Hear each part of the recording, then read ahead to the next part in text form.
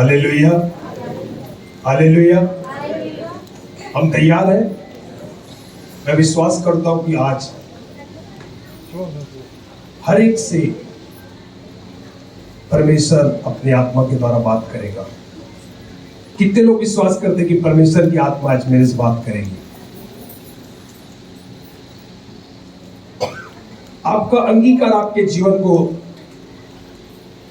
अद्भुत रीति से बदलेगा। प्रेम प्रभु के दास प्रार्थना कर रहे थे कि प्रभु तू तेरे वचन को सुनते सुनते ही लोग क्या हो जाए? चंगे हो जाए। अगर आप इस बात को रिसीव करते हैं तो बताना चाहता हूं चंगाई आपकी है, चंगाई आपकी है। आप ऊंची आवाज में बोल सकते हैं आमीन। अब कलीसिया ना शांत बैठने का समय नहीं है। जितना ज्यादा रिसीव करोगे उतना ज्यादा आपके जीवन में काम होगा, है ना। अंकुर नरोले का मैं मैसेज सुनता हूं, बोलते हैं जितना ऊंचा आमीन उतनी बड़ी आशीष। मुझे समझ में नहीं आता। वो उत्साहित कर दे इस प्रकार बोलते हैं कि वास्तविक में हम क्या करें? उससे रिसीव करें, ले ले। राम बाबू बेंगलोर से आए थे, उन्होंने बहुत अच्छी बात बोली। मैं कुछ देने आया हूं, बेंगलोर से मैं कुछ देने आया हूं। बहुत से लोग बोलते हैं कि प्रभु मैं तो कुछ नहीं हूं, मैं तो खाली हूं, सिर्फ यीशु ही है, मेरे पास कुछ भी नहीं है। तो बता रहे थे, फिर बोले आए क्यों जब तेरे पास कुछ नहीं है? तू खुद खाली है, खुद भिखारी है, तो दूसरे को तू क्या देगा? बोले नहीं नहीं मेरे पास नहीं, जो कुछ है यीशु के पास है। अरे बोले उसी यीशु की तो बात कर रहा हूं, वही यीशु मेरे पास है जो तुम्हें आज देने आया हूं। हालेलुया। वो बात मुझे बहुत अच्छी लगी। हम क्या कैरी किए हैं, क्या चीज रखे हैं जो हमें देने की जरूरत है। जब हम अंगीकार करते हैं, हम रिसीव करते हैं कि आज वचन मेरे लिए है, आज खुदा का कलाम मुझे बात करेगा, आज मेरे जीवन में एक बड़ा बदलाव आएगा। मैं बताना चाहता हूं आप उन बातों को गवाही के साथ वापिस आएंगे। अभी भी आमीन आपका धीरे ही है, क्योंकि पता है सिखाया ही नहीं गया हमारी कलीसिया में, जागृति चाहिए थी ना। इसलिए बताना चाहता हूं जैसे वचन आपसे बात करता है आप उसे रिसीव करें, उसे ग्रहण करें कि खुदा मैं आज इस वचन को जाने नहीं दूंगा। हालेलुया। जितना चीजों को आप केयर करते, कैरी करते, अपने अंदर डालते, बता रहा हूं वही आपके जीवन में एक बड़े बदलाव को लाएगा। Hallelujah, hallelujah, hallelujah. आज का विषय है कलीसिया की अंतिम तैयारी। क्या हम वास्तविक में इस अंतिम समय में अपने आप को तैयार कर रहे हैं कि आज भी हम चंगाई, छुटकारा और आशीष, मकान, नौकरी, इन्हीं चीजों में लगे हैं? मगर खुदा क्या कारण है, क्यों देरी कर रहा है आज? उसका कारण यही है कि मैं और आप अभी तैयार नहीं हुए हैं। वो नहीं चाहता कि कोई भी एक व्यक्ति नाश हो। हर व्यक्ति को चाहता है, क्योंकि उसने सिर्फ एक व्यक्ति के लिए जान नहीं दी, उसने सारे जगत के लिए जान दिया, अपने लहू को बहाया। वो चाहता हर व्यक्ति उसके लहू से जो मोल दिया है उससे हम क्या करें? खरीद के उसके पास जाए। हालेलुया। प्रिय, हमें बहुत ही केयरफुल रहना है अंतिम समय में। इस समय हम सीखे। मैं आपको कुछ बात को बताना चाहता हूं। थोड़ी देर के आप सोचिए, कहीं आप घूमने के लिए कहीं बाहर जा रहे हैं, हिमाचल प्रदेश या शिमला या कश्मीर, एक्स-वाई-जेड कहीं भी जाते हैं, होता क्या है? आप पहुंचने में आपको 2 या 3 दिन लगते हैं। आप अपना सूटकेस तैयार करते हैं, सारी तैयारी करके जाते हैं, पहुंचते हैं। और पहुंचने के बाद क्या होता है? जब आप आराम करते हैं, जब सुबह उठते हैं, जब जैसे आप सूटकेस को खोलते हैं, देखते हैं कि कोई जरूरी चीज उसमें से क्या हो गया? आप भूल गए। और उसके बाद आप बड़ा परेशान हो जाते हैं, क्योंकि वो चीज अब आपको वहां पर मिलेगी नहीं, वहां पर व्यवस्था नहीं है। आपने क्या किया? आप जाने के लिए तैयार तो हुए, मगर उन बातों पर आपने फोकस नहीं किया जो आपकी जरूरत थी। कई बार इस प्रकार हमारे साथ भी होता है, हम भूल जाते हैं और वहां जाने के बाद हम बड़ा परेशान हो जाते हैं कि कोई जरूरी चीज थी, क्या होगी? घूम गई। और उसके कारण क्या होता है? हम बहुत सी तकलीफों में और बहुत सारी समस्याओं को मेरे और आपको सामना करना पड़ता है। हालेलुया। इसका मतलब हम इस बात को जाने जो हमारा वास्तविक में जो वहां पर मजा था ना, अब वहां पर क्या हो जाता है, वो चीजें ना होने के कारण मजा किरकिरा समान हो जाता है। अब वो हम बोलते हैं अरे यार हमारी मेन चीज तो हमारी क्या हो गई है, छूट गई है। हालेलुया, हम उसे भूल गए, शायद वो अब मिलेगा भी नहीं। ऐसे ही मसीह जीवन है प्रियो। हमें कहीं जाना है, हमें स्वर्ग के राज्य में जाना है, हमें तैयार होना है, हमें पता होना चाहिए कि हम कहां की तैयारी कर रहे हैं। क्योंकि कलीसिया इस समय अंतिम समय में तैयारी करने का समय है। हालेलुया, हमने क्या गलती की है? हमें जाने से पहले वास्तविक हमें क्या करना है, एक एक बातों को सोचकर हमने क्या करना है, उन बातों की तैयारी करना है। हमने सोचकर उन बातों को नहीं रख पाया अपने जीवन में। हो सकता है जैसे आप देखिए, आप जब अटैची तैयार करा रहे हैं, आपको पता है कि मुझे दवाई बहुत जरूरी है, वहां पर ठंड का समय मुझे कंबल या ब्लैंकेट जो लेके जाना बहुत जरूरी, आप भूल गए और वहां पर क्या हो जा रहे हैं, आप परेशान हो जा रहे हैं। इसलिए आपको पता होना चाहिए आप स्वर्ग जा रहे हैं, आप सब बातों की तैयारी कर रहे हैं कि नहीं कर रहे हैं। निकाले मेरे साथ लूका 21 अध्याय के 34 से 36 पद तक देखिए बाइबल क्या बताती है।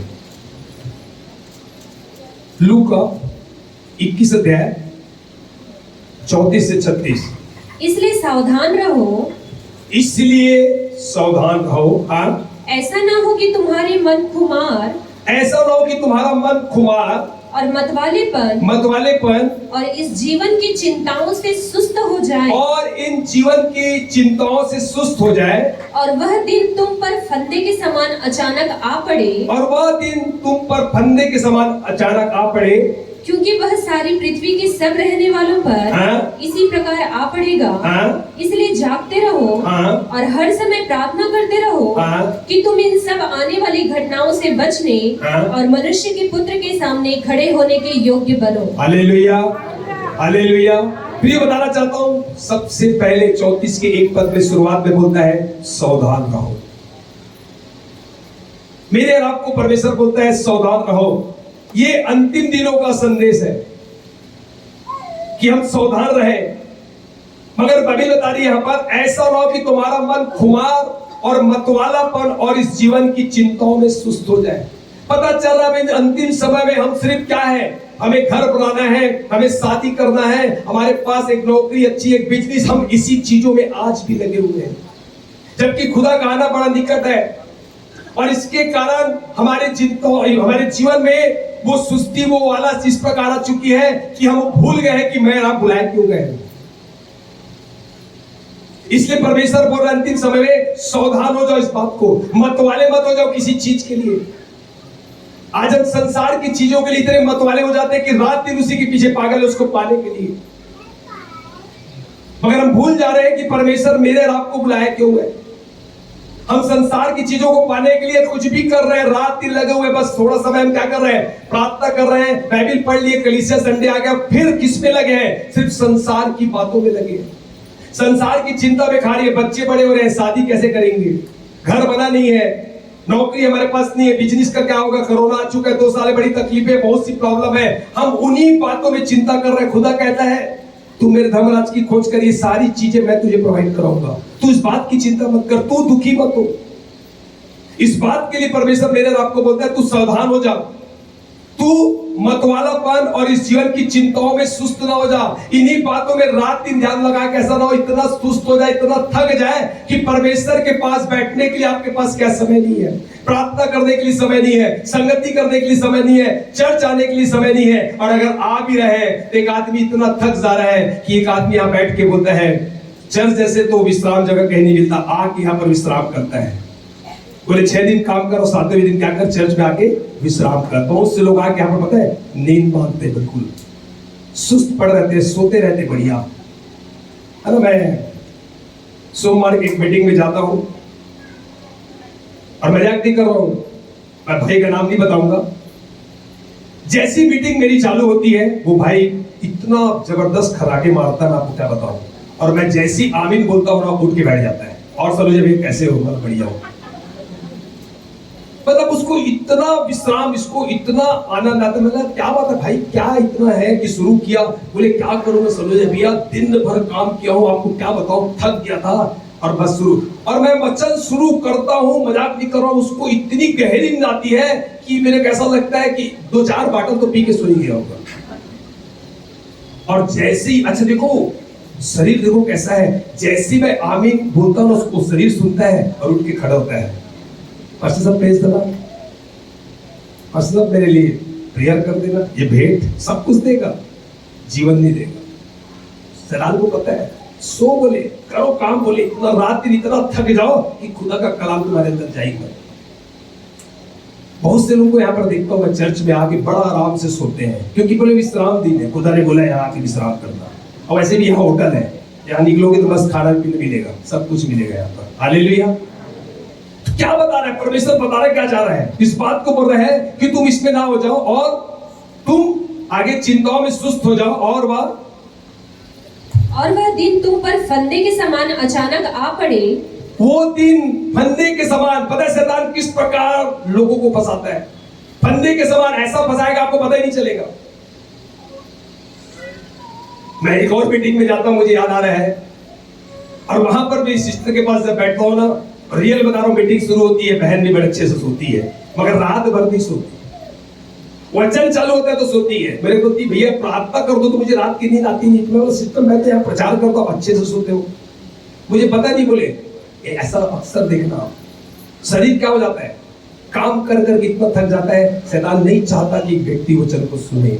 हम इस बातों को जाने, इन चीजों से बाहर आए। वो फंदे के लाइक कब किस समय किसको पकड़ लेगा, फाड़ खाएगा, पता ही नहीं चलेगा। हम अलर्ट रहे। अगर नींद आ रही है अपने आप को मारे, चिमटी मारे, बाहर जाए, मुंह धोए, बिल्कुल नहीं प्रभु मैं आज तेरे कलाम को सुनूंगा, मुझे पता है ये मेरे जीवन की बातें हैं, कुछ भी हो जाए, बीमारी है, दुख है, समस्या, मैं खुदा तेरे कलाम पे जाऊंगा। आज मैं कुछ भी है मैं उसे हासिल करके आऊंगा, मैं शैतान को अवसर नहीं दूंगा। आपको तैयार रहना है। आगे क्या बोलता है, हाँ, क्योंकि वह सारी पृथ्वी के सब रहने वालों पर, वह सारी पृथ्वी पे सब रहने वालों पर इसी प्रकार आ पड़ेगा। हाँ, सब पर, इस पृथ्वी पर जितने लोग हैं उन पर ये सारी बातें आ पड़ेगी। हाँ, इसलिए जागते रहो, इसलिए जागते रहो। प्रिय बताना चाहता हूं, ये सब क्या है, फंदे के समान है, लेकिन कलीसिया के लिए नहीं है। वो सारे पृथ्वी की बात कर रहा है, अन्य जातियों की बात कर रहा है, मगर कलीसिया की नहीं बात कर रहा है। जो जागृत है, जो सावधान है, उसके लिए नहीं बोल रहे हैं, लेकिन उनके लिए बोल रहे हैं जो सुस्त है, जो आलस पड़े हुए हैं। तो क्या बोलता है, ये सारी पृथ्वी पर इसलिए जागते रहो, इसलिए बताना चाहता, इसलिए कलीसिया से बाइबल कह रही है।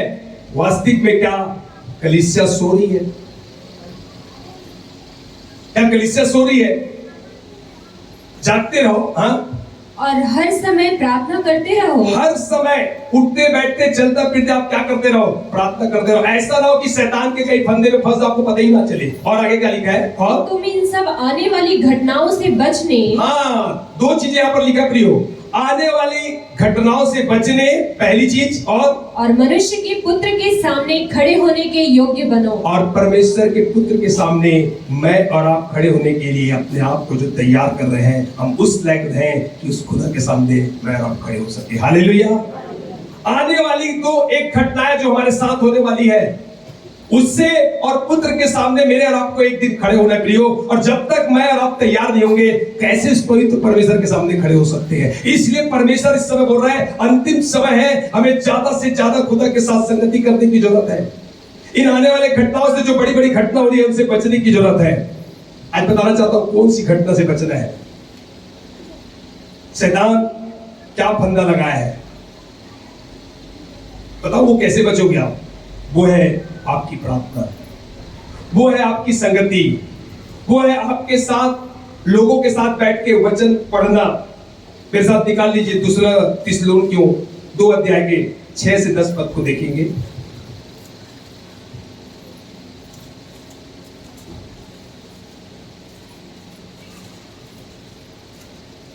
दूसरा थिस्सलुनीकियों 2 अध्याय का 6 से 10।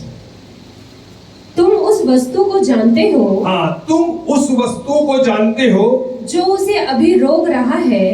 देखो, जो तुम उस वस्तु को जानते हो जो अभी उसे रोक रहा है, कि वह अपने ही समय में प्रकट हो। अब सुनना, परमेश्वर उस दुष्ट को रोक रहा है, उसका एक समय आएगा, समय पर वो प्रकट होगा। कि अपने समय पर प्रकट हो। हाँ क्योंकि अधर्म का भेद अब भी कार्य करता जाता है। हाँ, सुनना, अधर्म का जो भेद है आज भी लोगों के जीवन में क्या कर रहा है, कार्य करता जा रहा है। हाँ पर अभी एक रोकने वाला है। मगर बताना चाहता हूं, एक परमेश्वर है, उसे अभी भी क्या कर रहा है, उसे रोका हुआ है, रोकने वाला है। और जब तक वह दूर ना हो जाए, जब तक वह दूर ना हो जाए वह रोके रहेगा। उससे क्या करेगा, उस दुष्ट को रोके रहेगा। और तब वह अधर्मी प्रकट होगा। और तब अधर्मी जो है वो यहाँ पर प्रकट होगा और जिसे प्रभु यीशु अपने मुंह की फूंक से मार डालेगा। और तब परमेश्वर अपने एक मुंह से फूंक से ऐसा उसे मार डालेगा और अपने आगमन के तेज से भस्म और करेगा। खुदा के जब आगमन आएगा उस तेज से भस्म हो जाएगा।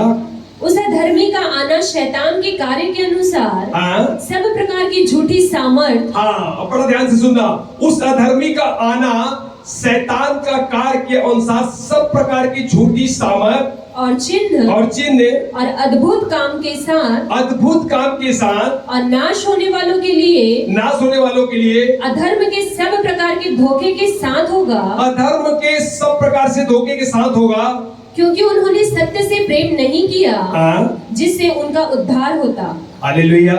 प्रिय, बताना चाहता हूँ, बाइबल कहती है पाप का पुरुष आएगा, पाप का पुरुष आएगा, मतलब विनाश का पुत्र एक दिन क्या होगा, प्रकट होगा। उस पाप के पुरुष को प्रकट करने के लिए बहुत सी दुष्ट शक्तियां क्या कर रही पता है, उसे तैयार कर रही है।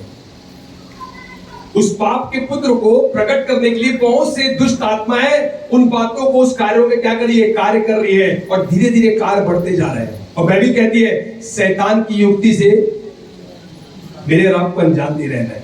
हम इस बात को जानना है। पता बताना चाहता हूं, वो ना जल्दबाजी नहीं करता, वो बड़े धीरे धीरे काम करता है।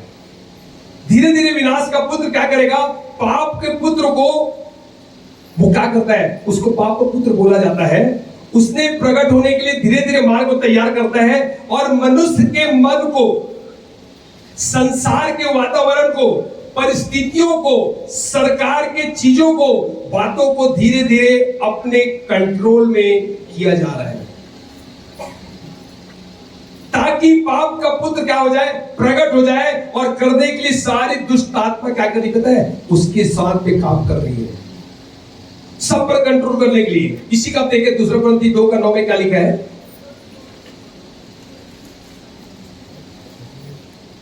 उस अधर्मी का आना शैतान के कार्य के अनुसार सब प्रकार की झूठी सामर्थ। हालेलुया।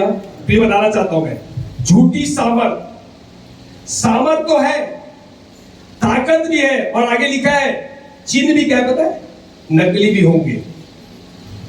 क्या हो जाएंगे, फेक हो सकते। देखना बहुत से आज की तारीख में फेक आ रहे हैं, इस प्रकार काम हो जा रहे हैं, आपको गुमराह करने के लिए भी ये काम कर सकते हैं। और आगे लिखा है अद्भुत काम जो आपके समझ के बाहर हो सकते हैं, आपको समझ में आएगा। शैतान ऐसे ऐसे काम इन दिनों में करेगा।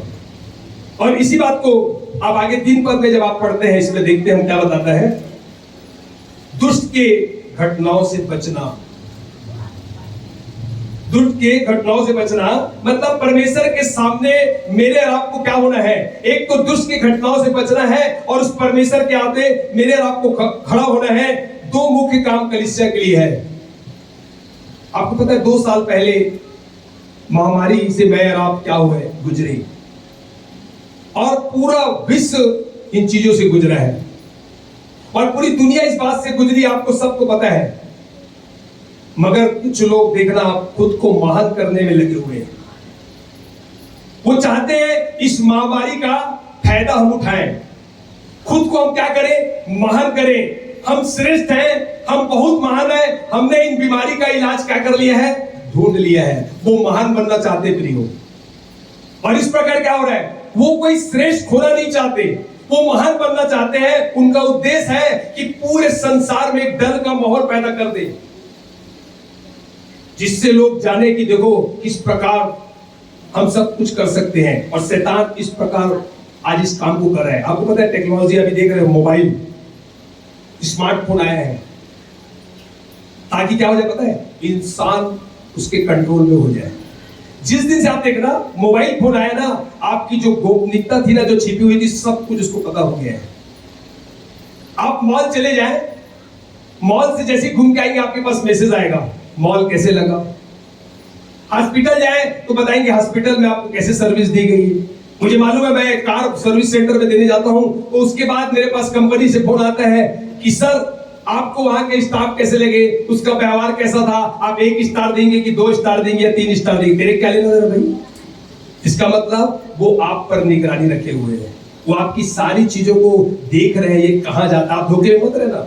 वो सारा मोबाइल जिस दिन से आपके हाथ में है, अब उनके पास सारा कुछ है, आपके सारे अकाउंट को जानते। आप पेपर में देखना, उसके अकाउंट से पैसा निकाल लिया गया, उसके खाते से निकल गया, आपको पता ही नहीं चल रहा है। आप बोलते हो वाह टेक्नोलॉजी कितना बढ़ रहा है, कितना भारत देश आगे बढ़ रहा है। ये नहीं मालूम कि किसके कंट्रोल में हो रहा है।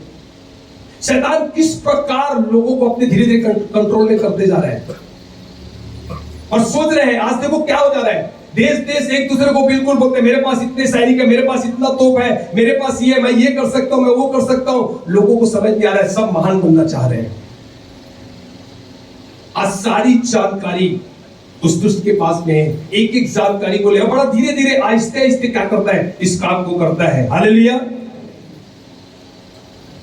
ये सामर्थ्य के काम तो है, मगर बताना चाहता हूं दुष्ट आत्मा आपको अपने कंट्रोल में करते जा रहे हैं।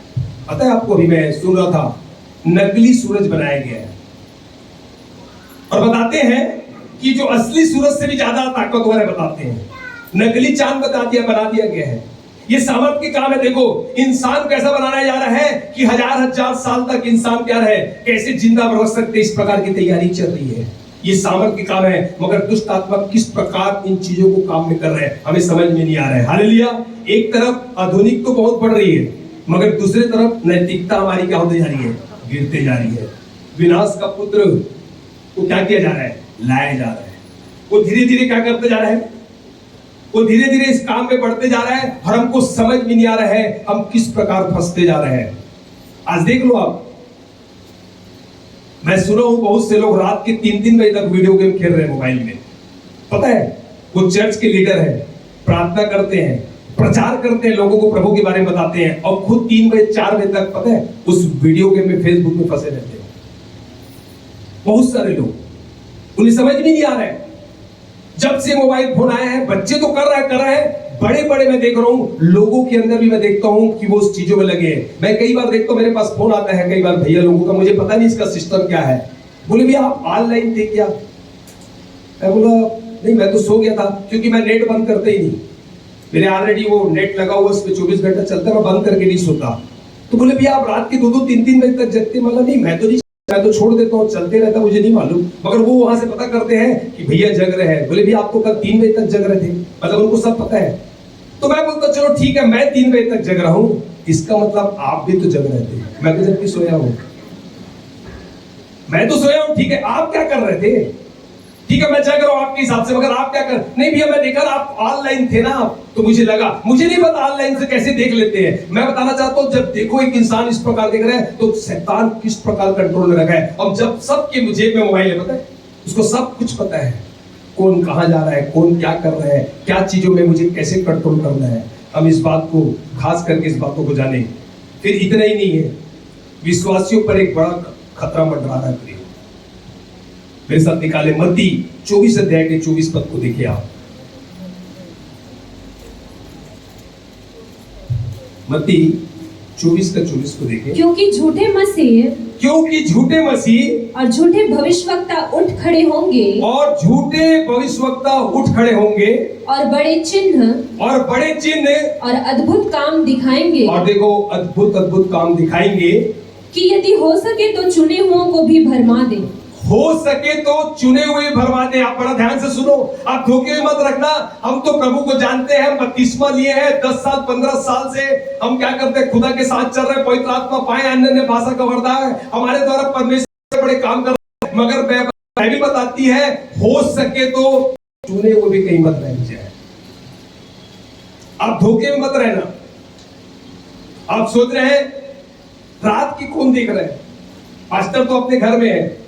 मैं बता रहा हूं कुछ देखे ना देखे, वो दुष्ट आत्मा तो आपको देखी नहीं है। आपको पता ही नहीं है। आप बाइबल पढ़ रहे हैं तो भी वो वाच कर रहे हैं, आप प्रार्थना कर रहे हैं तो भी वाच कर रहे हैं। आप धोखा किसी और को नहीं दे रहे, अपने आप को दे रहे हैं। क्योंकि अंतिम समय है, हम इस बात को जाने, ये बाइबल बता के ऐसे लोग खड़े होंगे अपने ताराधार बताएंगे कि ये ताराधार है, बड़े बड़े चिन्ह को दिखाएंगे, भविष्यवाणियां ऐसी सी भविष्यवाणियां करेंगे जो चुने हुए लोग हैं ना वो बहक जाएंगे, अरे बाप रे बिल्कुल सही बोल रहे हैं। अगर आपके पास वचन नहीं रहा, सही शिक्षा नहीं हुई ना, इस समय बता रहा हूं मैं, आपको पता ही नहीं चलेगा आप कब भटक जाओगे। वो कहेंगे देखो तुम्हारा विश्वास हमारे विश्वास में क्या फर्क है, एक ही तो है, तुम्हारा किताब हमारे किताब में क्या फर्क, सब एक ही तो है। वो इस प्रकार आपसे बात करेंगे, तुम्हारी किताब हमारी किताब से भी क्या है, तुम्हारी जो किताब है उससे हमारी किताब बहुत अच्छी है, आपको इस प्रकार कंफ्यूजन कर देंगे। झूठी शिक्षा, वचन को तोड़ मरोड़ को आपको बताया जाएगा। अगर वचन की आपको सही जानकारी नहीं है, आप कंफ्यूजन में हो जाओगे, आप फंस जाओगे। पता है एक खतरा क्या है, ईश्वर बदलना। ये अंतिम समय ऐसे ही होगा। वास्तविक में आप राजा सुलेमान को अच्छी तरह जानते हैं। राजा सुलेमान जब उसका दाऊद उन बातों को सिखाया और वो परमेश्वर के राह में चल रहा था, सब कुछ था, राजा सुलेमान को पता ही नहीं चला कि कब वो दूसरे ईश्वर की आराधना करने लगा। उसने ईश्वर बदल दिया, उसे पता ही नहीं चला कि वास्तविक में वो ईश्वर उसका बदल गया और वो परमेश्वर की आराधना करते करते क्या हुआ, वो उन बाल देवताओं की आराधना करने लग गया, उसका ईश्वर ही बदल गया, तो नाश हो गया। हम धोखे में ना रहे, अंतिम समय है, हम इन बातों में अपना समय मत गवाएं। मोबाइल कोई गलत चीज नहीं है, बताना चाहता हूं, मोबाइल बहुत अच्छी चीज है, आप उसे इस्तेमाल कैसा करते हैं। और आप देख लेना, आप मोबाइल में जैसी कोई चीज को अच्छी चीज, आप वचन भी पढ़ोगे ना, पढ़ते पढ़ते देखना कोई ऐसा चीज का एड आएगा, आपको समझ जाएगा और आपका इंटरेस्ट एकदम उस प्रकार चला जाएगा, आप फंस जाओगे। मुझे सूरज परवानी के मैसेज में मैं देख रहा था, सूरज परवानी एयरपोर्ट पे बैठे हुए थे और वो क्या कर रहे थे, वचन पढ़ रहे थे बाइबल से, और उसके मोबाइल के थ्रू बाइबल को पढ़ रहे थे, बता रहे थे। और पढ़ते पढ़ते अचानक से बोलते कोई एड आया, मैंने उसमें क्या कर दिया, क्लिक किया, और क्लिक करने के बाद जब अंदर गया और बोले उसमें ऐसी गंदी चीजें थी, मुझे पता ही नहीं चला, फ्लाइट बहुत लेट थी, मैं उसमें 3 से 4 घंटा कहां चले गया मुझे मालूम ही नहीं लगा। वचन पढ़ते पढ़ते मैं उस साइड चले गया, मुझे पता ही नहीं चला, और मैं फिर बाद में बोला अरे मैं कर क्या रहा हूं। आप सही चीज कर रहे हो, बीच में कब किस समय आपका एड आएगा, कब चीजें आएगी, और आप जैसे उसे क्लिक करेंगे आपका ध्यान उधर जाएगा और आप इस प्रकार फंस जाएंगे, आपको मालूम नहीं चलेगा। बड़े ताक में रहता है और बड़ा आहिस्ते से उस काम को करता है। और हम बोलते हैं अरे हम तो गेम तो खेल रहे हैं, कोई गलत काम थोड़ी कर रहे हैं, अरे हम तो क्या कर रहे हैं। अरे आजकल क्या रिश्ते है ना, पवित्र रिश्ते, इस पवित्र को छोड़ के वो पवित्र रिश्ते को मैं देखता हूँ, अरे बाप रे, मैं भी सोचता हूँ बाजू में दबा जाते हैं पवित्र रिश्ते। आजकल तो म्यूजिक में लगा दिया गया है, मजाक नहीं करो, मना करने के बाद ही बोलते नहीं नहीं नहीं, बस थोड़ा सा बचा है, बस थोड़ा सा बचा है। वो आपको इतना पवित्र करेगा कि ये सच्ची पवित्रता छूट के वो पवित्रता में आ जाओगे। मैं रियल बता रहा हूं, मैं अपने घर की बात कर रहा हूं, मेरे यहाँ भी बहुत पवित्र पवित्र रिश्ते वाले चलते रहते हैं।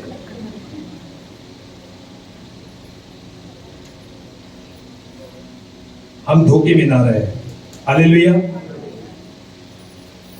पता है मिस्र देश से जब इस्राएलियों को निकाला गया और मूसा जब सीने पर्वत पर गया तो इस्राएली लोग क्या करें, 1 दिन देखे, 2 दिन देखे, 4 दिन देखे, अरे बोले मूसा तो आ ही नहीं रहे। उन्होंने क्या किया, एक सोने का बछड़ा बनाया, बोले ये एक परमेश्वर है। उन्होंने ईश्वर को बदल लिया, पता ही नहीं चला। वो भूल गए कि ये परमेश्वर लाल समुद्र 2 फाड़ किया, वो देखे कि कितना बड़ा काम किया है। ऐसे बड़े बड़े काम देखने के बाद, इतनी बड़ी गवाही देखने के बाद, जैसे ही मूसा दूर गया और वो उन्होंने क्या किया, खुद ईश्वर बना के उसकी आराधना करने लग गए। आप धोखे में मत रहे। अधर्मी का खतरा, कोई बात नहीं, छोटी छोटी गलतियां करते हैं, है ना। प्रीति बहन गवाही दे रही थी, क्या पता मैंने ऐसा कोई गुनाह किया है और इसके कारण मुझे इन तमाम परिस्थितियों से गुजरना पड़ रहा है। हम क्या सोचते हैं, छोटी छोटी गलती की तो खुदा तो हर एक गुनाह पापों के लिए हमें क्या किया है, क्षमा कर दिया है। और इस प्रकार हम लोग उस बीमारी के लिए रोते हैं, समस्या के लिए रोते हैं, दुख के लिए रोते हैं, मगर उन पापों, उन गलतियों के लिए नहीं रोते हैं। जब हम रियल में उस बातों को जानना का कारण समझे कि क्या कारण है, हम क्यों कर्जे में आ चुके हैं, हमारे जीवन में बीमारियां क्यों पीछा कर रही है, हमारे जीवन से दुख क्यों नहीं जाता, कैसे लोग नशे में फंसे हुए हैं, कैसे घर में लड़ाई झगड़ा हो रही है, अगर आप कारण जान जाएंगे, मैं बताना चाहता हूं, आप घुटना टेके पश्चाताप करें, बोले प्रभु मैं जो मुझसे जाने अनजाने से गलती मुझे क्षमा कर, मुझ पर अनुग्रह कर। मैं बताना चाहता हूं आपका पति ही बदलेगा, आपके बच्चे ही बदलेंगे, आपका परिवार बदलेगा, और इस घुटना टेक के इस चर्च में आके खुदा के नाम की महिमा करेगा। हालेलुया। मगर हम क्या करते, सिर्फ उसी में फंसे रहते हैं, उसी चीजों में रोते रहते हैं, और छोटी छोटी गलतियों को क्या करते हैं, नजरअंदाज कर देते हैं। बड़ी बड़ी गलती के लिए हम बोलेंगे नहीं नहीं हम ऐसा पाप नहीं करेंगे, मगर बताना चाहता हूं हम छोटे छोटे गुनाह करके अपने मन को इतना कठोर कर देते हैं कि देखो बहुत से लोग बोल रहे हैं हमारे अंदर ठंडापन आ गया है, गुनगुनापन आ गया है, सरगर्म नहीं। मैं परमेश्वर की उपस्थिति में जब यहाँ पर आया, मैं उस खुदा के अभिषेक को देख रहा था, खुदा इस बात को बोल रहा था, मैं खुद अपनी आत्मा में महसूस नहीं कर पा रहा था। मैं बोला खुदा मुझे अपनी आत्मा से भर, मुझे अपने सामर्थ से भर। मैं उस अभिषेक को महसूस नहीं करने के कारण बड़ा बेचैन था। मैंने खुदा बोला प्लीज प्लीज सहायता कर। और बताना चाहता हूँ मेरे गीत गाने से कुछ नहीं हुआ, मैं उस गीत को उठा के उस मोमेंट को तैयार तो करना चाह रहा था। खुदा बोले और जितने दर्द गीत गा सकते गा ले, कुछ नहीं होगा। अपने आप को अगर सौंपेगा मेरे हाथ में काम मैं करूंगा। और जैसे ही मैंने अपने आप को खुदा को सौंपा, खुदा की आत्मा अद्भुत रीति से काम करी। खुदा बोले अब कहे कि अब मैं इनको बोलूंगा कि ऐसे काम होंगे। उसके बाद मुझे हाथ रखने की जरूरत नहीं पड़ी। मैं कुछ लोगों को देख रहा था जिस पर हाथ रख रहा था तो सिर्फ चिल्लाए थे, मगर बिना हाथ रखे जब खुदा की आत्मा काम की लोग समझ नहीं पा रहे थे। हालेलुया। कई बार हम अपने बल से, अपने ताकत से किसी काम को करते हैं, मगर जब हम परमेश्वर की आत्मा से करते हैं एक बड़ी स्वतंत्रता को हम देखते हैं। हालेलुया। बहुतों को लोगों को छुटकारा दिया, बहुत लोगों को पवित्र आत्मा से भरा। हम इस बात को जाने प्रियो, अंतिम समय है, ठंडापन आएगा, गुनगुनापन आएगा, मगर बताना चाहता हूँ कलीसिया मत छोड़ो, प्रार्थना करना मत छोड़ो, बाइबल पढ़ना मत छोड़ो, संगति ज्यादा से ज्यादा लोगों के साथ करो, क्योंकि दिन बड़े बुरे हैं। ये अंतिम समय में अगर आप सोचोगे अरे सिर्फ संडे चर्च जाएंगे, बताना चाहता हूँ कुछ नहीं होगा, आप धोखे में हैं। आपको मीटिंग कराना है, आप बुलाए, मैं आऊंगा आपके पास, आपके घर में मीटिंग करूंगा। मेरे पास समय नहीं है, मैं और किसी को भेजूंगा, मगर भेजूंगा आप तैयार। अगर आपके अंदर भूख है, खुदा की आत्मा तैयार है, खुदा की आत्मा आपके जीवन में काम करना चाहती है, क्योंकि अंतिम समय है। हालेलुया। वास्तविक में अधर्मी का खतरा, कोई बात नहीं बोले, छोटी छोटी हम गलतियां करते और कहते हैं कोई बात नहीं, और अधर्मी हमारे अंदर आ जाता है। और बताना चाहता हूं जब हमारे अंदर अधर्मी आ जाता है, आत्मिकता मरने का काम शुरू हो जाता है ऑटोमेटिक। जब अधर्म आएगा, पाप आएगा, बुरा आएगा, तो फिर क्या होगा, आत्मिकता जो है ना वो भी हमारी फिर क्या होने लगेगी, मरने लगेगी। अच्छे अच्छे प्रार्थना करने वाले, मैं बता रहा हूं, आज नशा कर रहे हैं, गेम खेल रहे हैं, भविचार में फंसे हुए, क्योंकि बाइबल बताती है अंत के समय में हो सके तो चुने हुए भरवाए जाएंगे। आप धोखे में मत रहे। आप मुझसे छिपा सकते हैं, आप कलीसिया से छिपा सकते हैं, आप सबसे छिपा सकते हैं। बता रहा हूं, आप अपने पति से, अपनी पत्नी से, परिवार से छिपा सकते हैं, मगर परमेश्वर से नहीं छिपा सकते। और खुदा बार बार मेरे और आपको इसी बात के लिए सावधान करता है, अलर्ट करता है कि हम क्या करें, इस अंतिम दिनों में अपने आप को खुदा को दें और इस बातों को समझें। हालेलुया। मगर बताना चाहता हूं, लेकिन विश्वासियों को क्या, प्रकाशित वाक्य 3 अध्याय के 10 पद को देखो।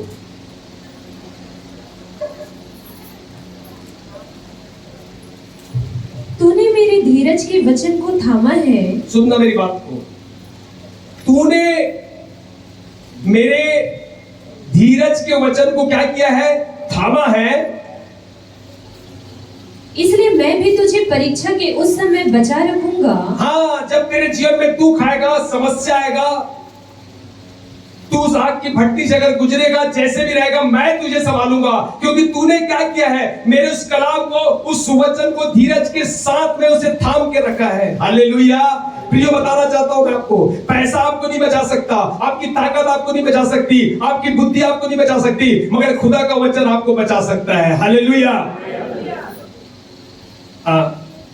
जो पृथ्वी पर रहने वालों की परखने के लिए, जो पृथ्वी पर रहने वाले परखनों के लिए सारे संसार पर आने वाला है। सारे संसार पर आने वाला है। प्रिय, बताना चाहता हूं, कलीसिया इस बात को सुन ले। क्या आप वचन को अपने बैग में रखे हैं? क्या वचन को, बाइबल को अपने घर पे रखे हैं? क्या वचन को अपने हाथ में रखे हैं? कि आप वचन को अपने हृदय में रखे हैं? हालेलुया। राजा दाऊद बोलता है, मैंने तेरे वचन को अपने कहां रखा है? हृदय में रख, छोड़ा कि तेरे विरुद्ध कोई पाप ना करूं। प्रियो, इस बात को समझे, ये अंतिम समय है, हम ज्यादा से ज्यादा वचन पढ़े। वचन ही मेरे और आपको संभालेगा। जिस प्रकार कल शनिवार की मीटिंग थी, मैं इस बात को सुन रहा था, खुदा की आत्मा मुझसे ही बात करी। परमेश्वर ने कहा, आओ उस पार चले।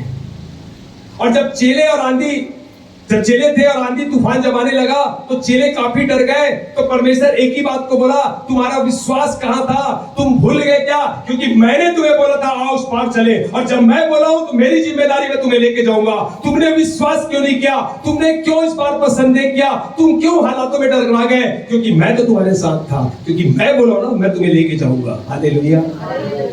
अगर आपके पास वचन रहेगा, आपके पास खुदा का कलाम रहेगा, खुदा की उपस्थिति रहेगी, मैं बताना चाहता हूं, निश्चय आपको उस पार लेके जाएगा।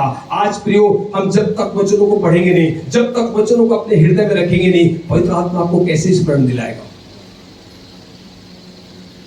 हम धोखे में ना रहे कि थोड़ा देर हम प्रार्थना करते हैं, थोड़ा सा वचन पढ़ते हैं, कलीसिया आते चले जाते हैं। मैं बता रहा हूं, जितना ज्यादा वचनों को पढ़ोगे, जितना ज्यादा उस वचन को कैरी करके अपने अंदर डालोगे, वही वचन आपको स्थिर करेगा, वही वचन आपको तैयार करेगा, और तब आप बादलों को उठाए जाओगे। हालेलुया।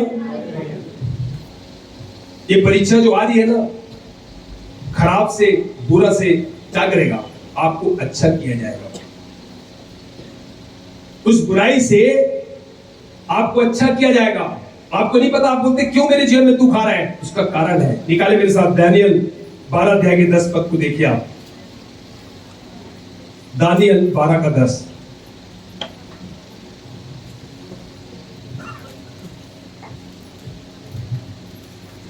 बहुत से लोग तो अपने अपने को निर्मल और उजले करेंगे, निर्मल और उजली करेंगे और स्वच्छ हो जाएंगे। और देखो, बहुत से लोग निर्मल और उजले करेंगे और स्वच्छ हो जाएंगे। परंतु दुष्ट लोग दुष्टता ही करते रहेंगे।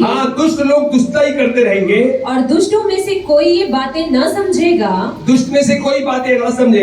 परंतु जो बुद्धिमान है वे ही समझेंगे। जो बुद्धिमान है सिर्फ वही समझ पाएंगे। हालेलुया। अगर बुद्धि की कमी है, खुदा से मांगे, प्रभु तू मुझे बुद्धि दे, मुझे समझ दे कि मैं कैसे चल सकता हूँ, मेरी सहायता कर, तू मेरी अगुवाई कर। उसी में लिखा, ऐसा लिखा है ऊपर, जब आप पढ़ेंगे, जब कोई प्रजा की शक्ति टूटते टूटते समाप्त हो जाएगी ना, तब ये सब बातें पूरी हो जाएगी।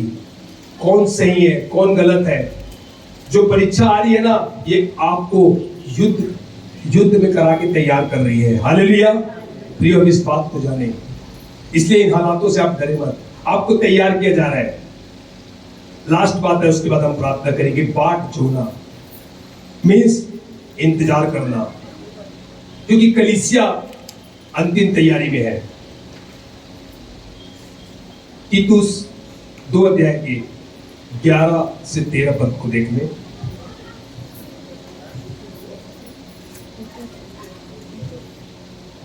तीतुस 2 अध्याय का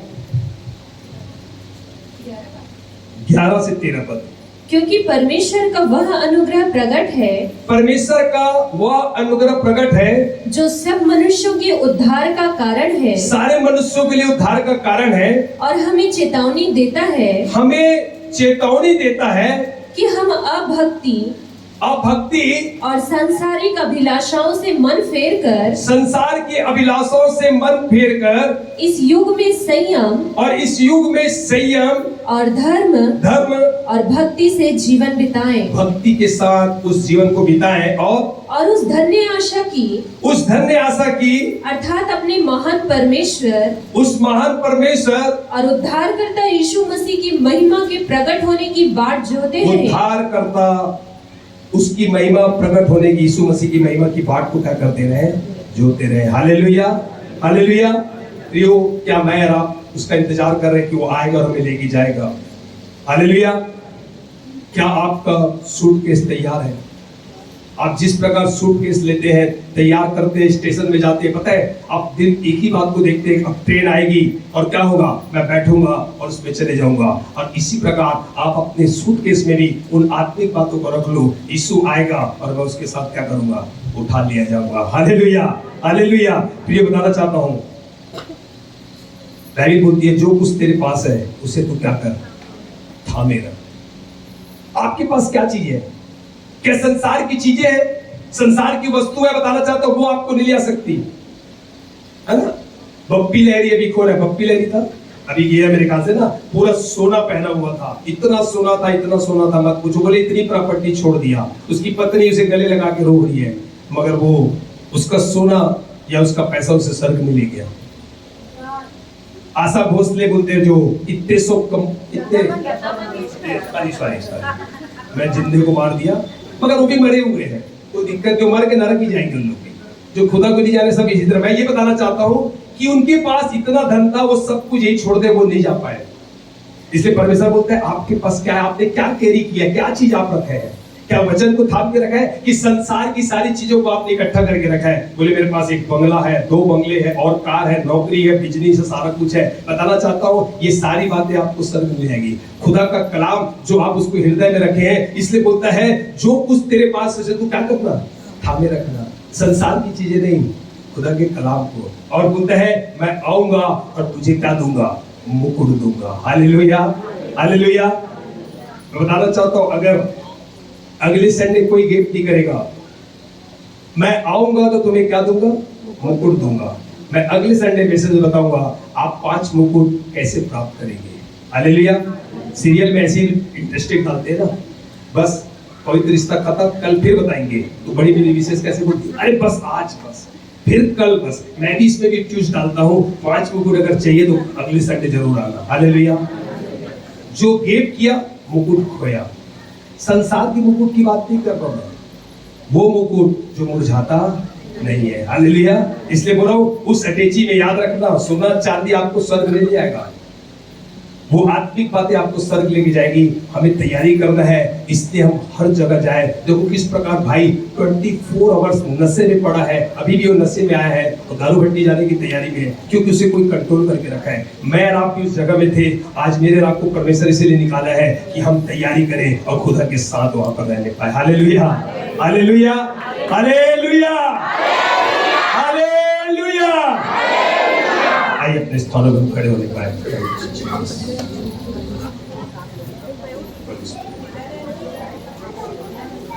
थैंक यू लॉर्ड।